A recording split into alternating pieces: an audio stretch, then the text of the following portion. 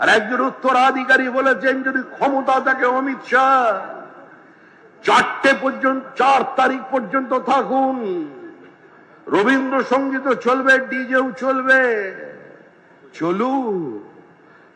চলবে কি চলবে না শুধু আপনারা ঠিক করবেন, মানুষ ঠিক করবেন।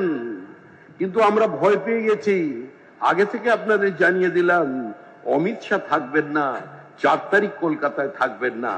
আমরা একটা কাজ করব, রাজ্যপালকে বলে গ্রিন করিডোর তৈরি করে আপনাকে আপনার বাড়ি থেকে বিমানবন্দর পর্যন্ত, দমদম পর্যন্ত বিনা বাধে পৌঁছে দেবো।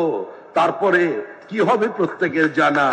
তারপরে দিল্লি নামবেন কি আহমেদাবাদ নামবেন সেটা অন্য বিষয়।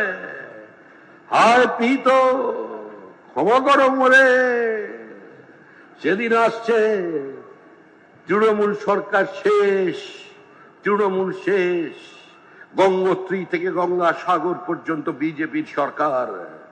শ্যামাপ্রসাদ মুখার্জির মাটিতে শ্যামাপ্রসাদের সরকার। পশ্চিমবঙ্গকে পশ্চিম বাংলাদেশ না বানানোর জন্য বিজেপির সরকার।